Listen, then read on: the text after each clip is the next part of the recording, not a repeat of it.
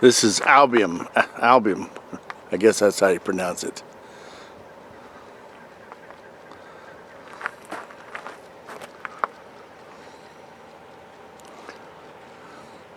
What is this called, Bob? This is called a normal school? Chris knows the name. I think it's the Mormon school. This is where the Mormons set up camp. Oh, okay. And they're trying to rebuild it.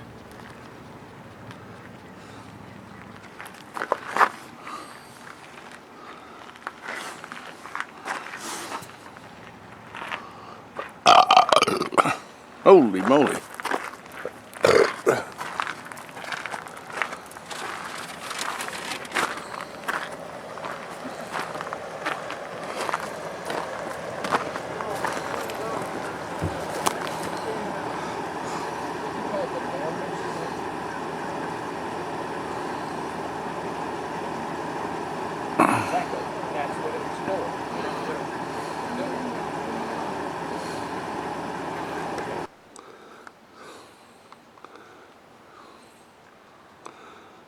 We were commenting on the size of this brick, assuming that's brick, or it could be just cut stone.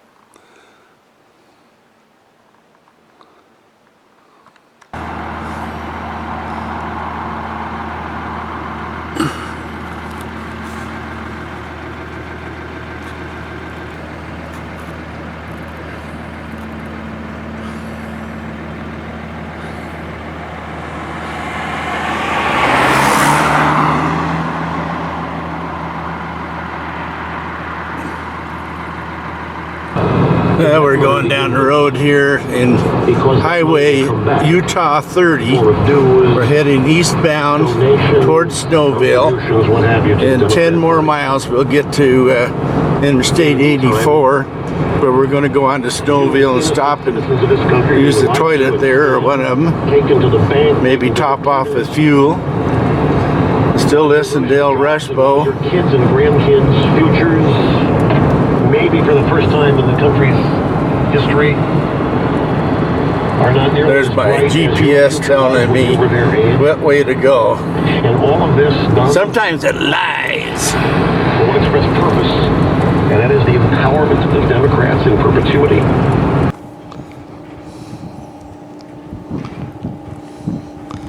This is a missile display site. I guess they. Or rocket display site, whatever you want to call it.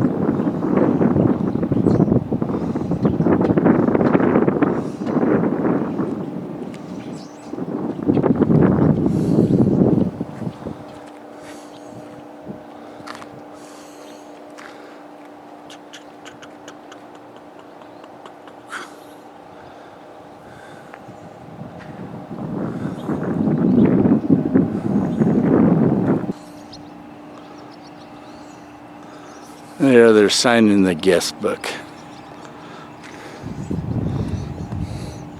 Here's one of the test motors.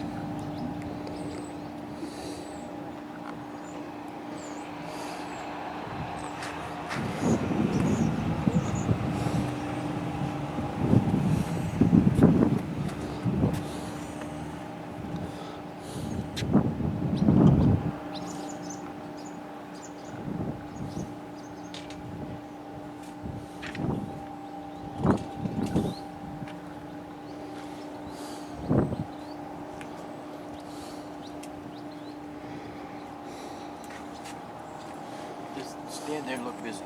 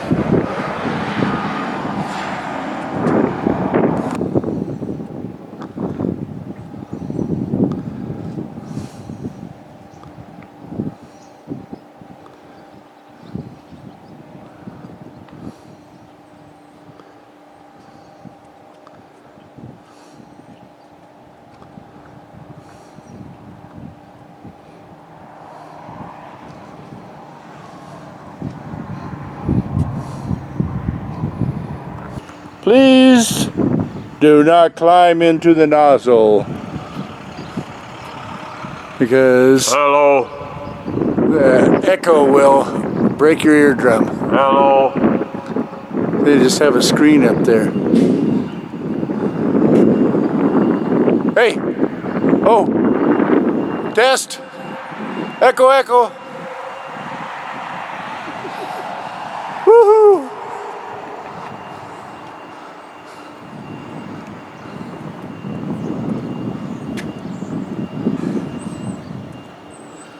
Hello! Hello! Echo! The only thing they put on here was a screen. See? It echoes.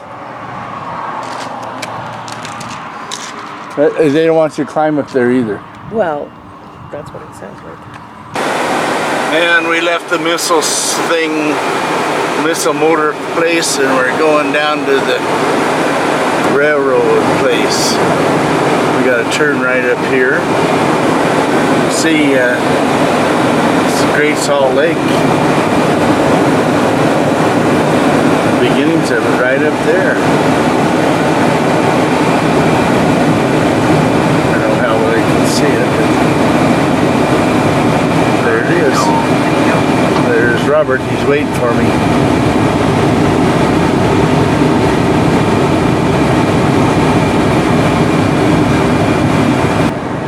Well, we're on the road to the railroad Promontory Golden Spike Road. Entrance fee required. Oh no, we gotta pay? Yes. Do you have your national parks pass? Oh, I do. We got a National Parks Pass. Where is it?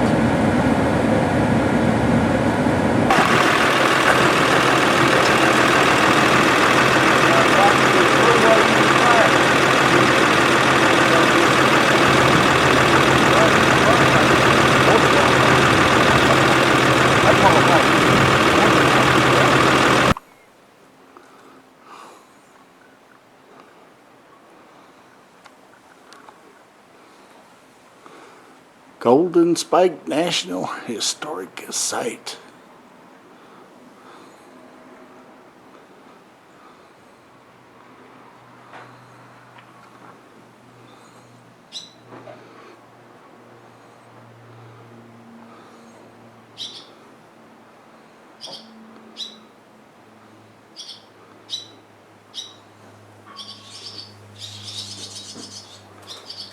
A lot of people in that picture.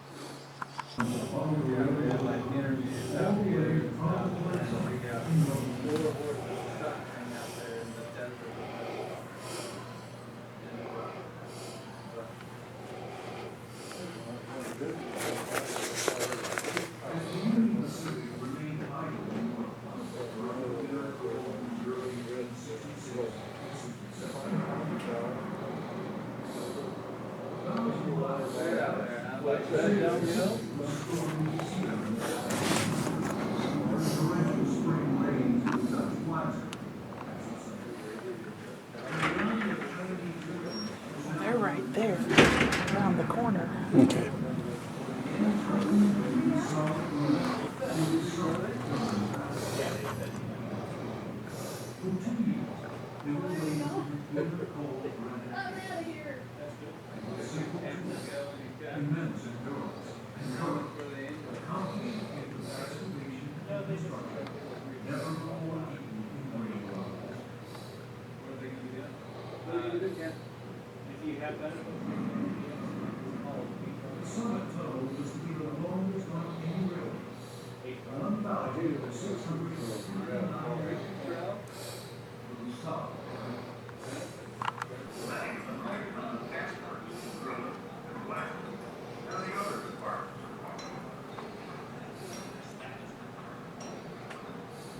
With black powder, hammer, and chisel, we moved forward at the agonizing rate of about 8 inches a day. As the titanic snows of that winter began to bury the summit in a 40-foot wall, the Chinese gangs carved snow tunnels from their shacks to the excavation. In some instances, the camps were carried away by snowslides, and the men were buried. Many of them were not found until the snow melted next spring. Working round-the-clock shifts, they seldom saw daylight through that long, bitter winter.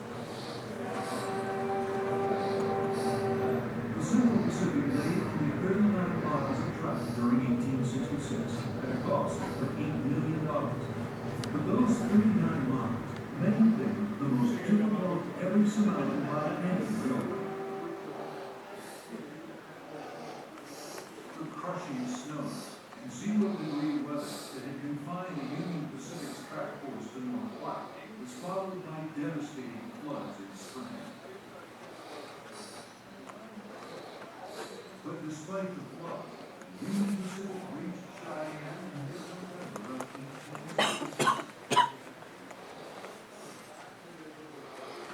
In April of 1868, Casey's work team moved over and down the west slope around the Black River and found a place.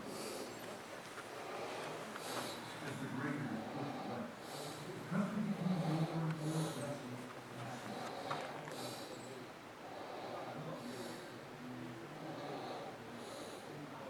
1868 was a remarkable year in progress for Central Pacific James Stroke. His Chinese graders and Irish trackers pointed out 350 miles of track across the Nevada desert was better than a mile per working day.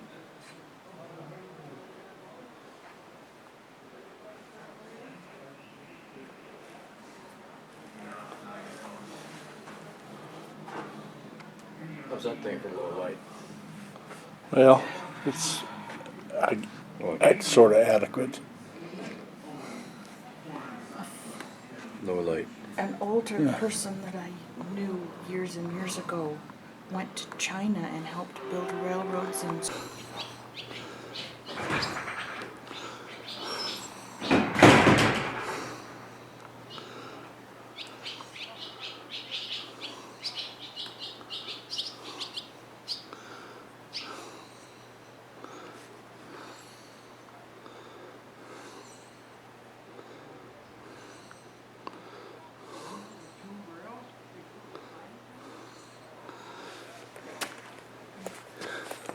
It's Emmett Smith and his magic logs. oh, it is.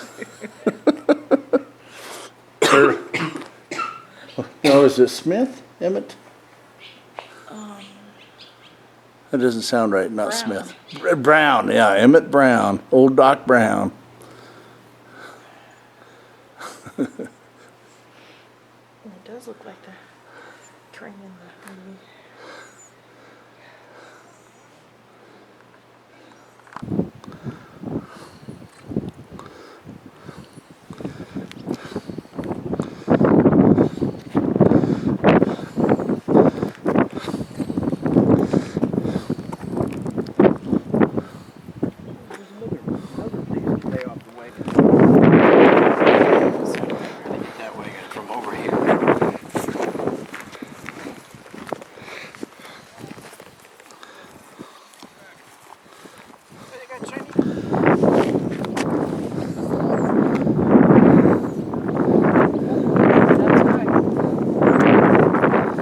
Lower wood railroad tie.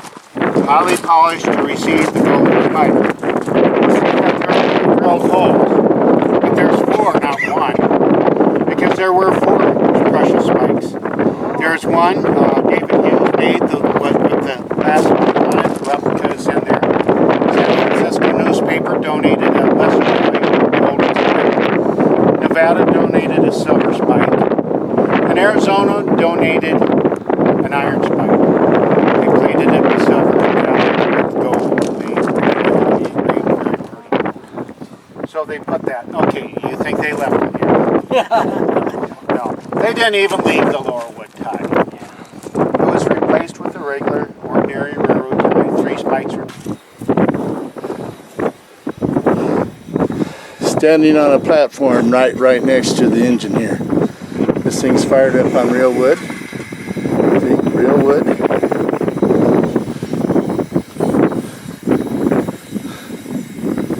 All the gauges and stuff inside.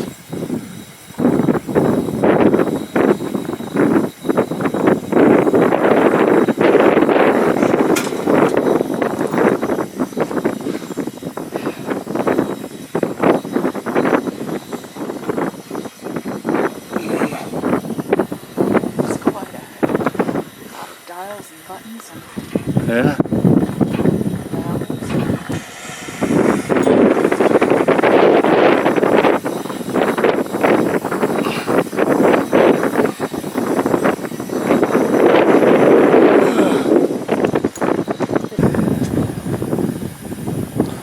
valves. There's Spare any money on this critter, resurrecting it. That's stainless steel drive arms. And copper, brass, copper.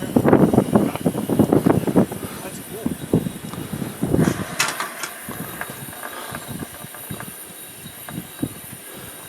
You know what? I'm getting hungry. Gotta go eat my sandwich.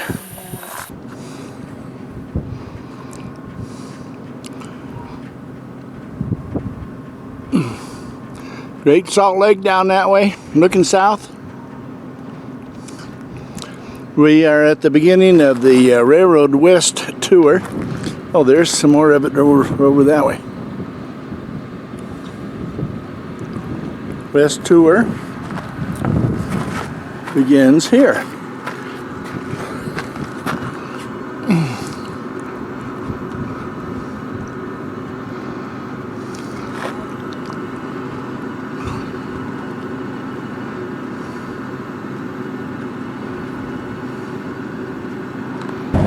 We are on the West tour. Just started back a little bit. We're heading basically east. But this is the old railroad bed. As you see how raised it is. And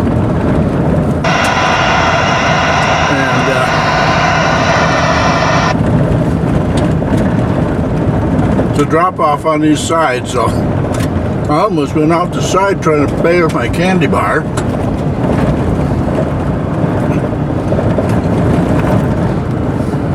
It's not very wide, just wide enough for one vehicle. Oh, here we go. They had to cut through the hill.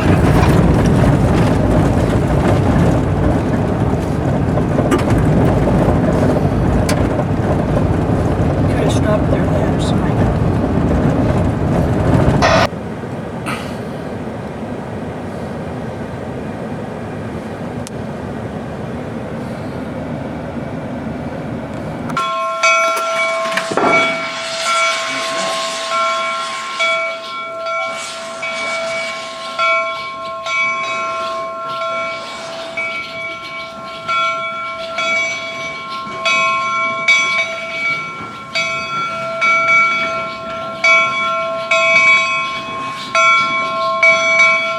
Now you see why we had the 15 feet rule. He was trying to get me. I bet he was trying. So once the Jupiter is, I head down to the siding, as I mentioned. You folks are okay. If you'd like to stay here, you can turn around. If you'd like to come over here, just keep in mind the things I had in station behind the red lines and behind the telegraph poles that you see out there in the grass.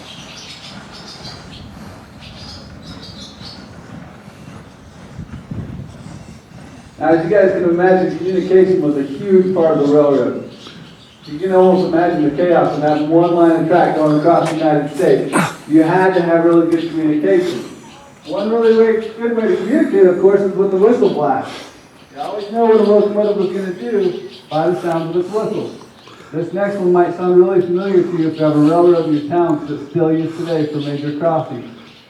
2 long blasts followed by a short, followed by a long.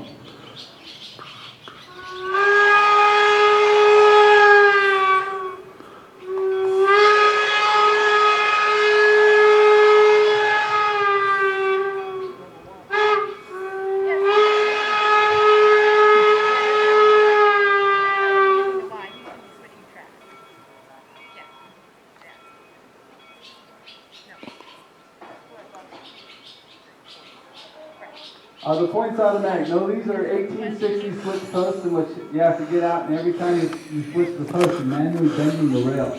So it's not the easiest thing in the world. You really got to put your weight into it. We'll have one short blast right here for stops, and we'll see the final when you get out and switch that track over to this side.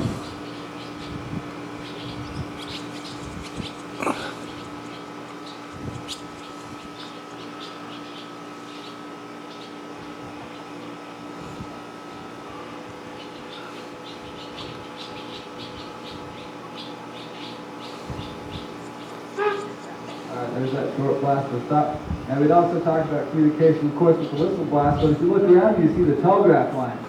That was also part of the deal in building the railroad, is that you built telegraph lines alongside for better communication. Another form of communication that you may recognize, 3 is some of the similar flags, or 3 of the symbols that you recognize today. Those flags are locomotives. One of them being a green flag. What do you guys suppose a green flag signals? Go, yeah. Basically go or keep the line clear. Right, exactly. Yellow flag, caution, exactly, yep. So they'd have yellow flags for caution. And then a red flag, very similar to the stop. However, just to kind of get your imagination going of how this would have been.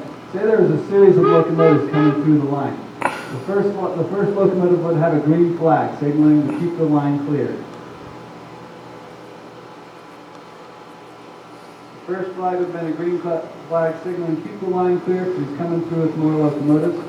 And let's say the 4th locomotive passed was the last locomotive, it would have a red flag. That would signal that it was the last locomotive in the group and that they could start having traffic go. We got our 3 reverse blasts. Again, as he crosses the crossing, we'll have those whistles letting us know he's got the right of way as he comes through.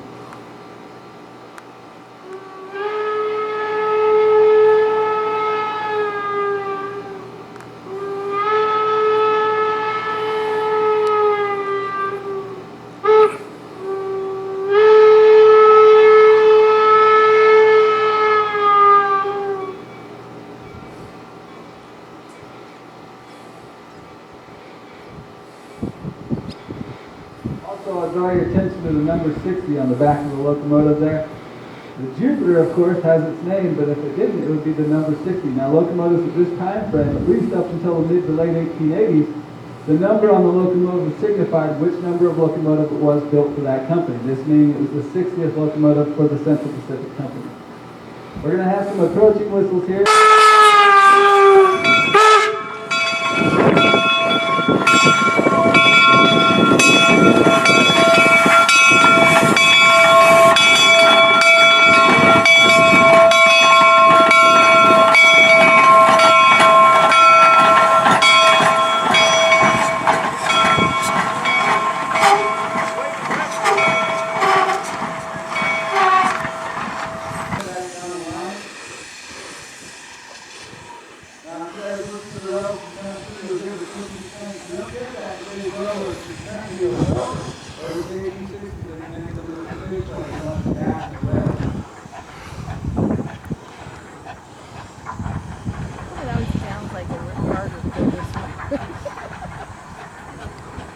Go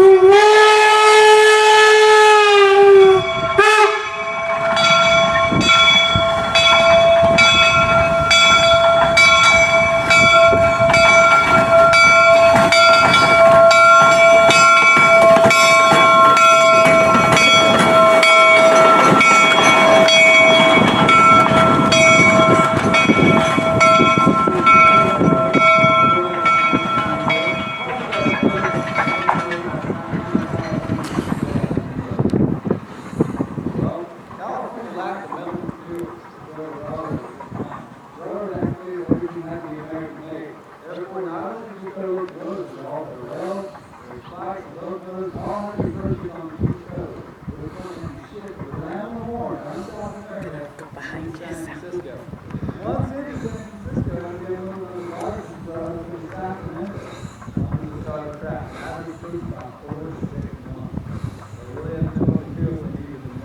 If you folks would like to stay out here and have any questions, I'd be glad to answer those for you. I'd like to thank you.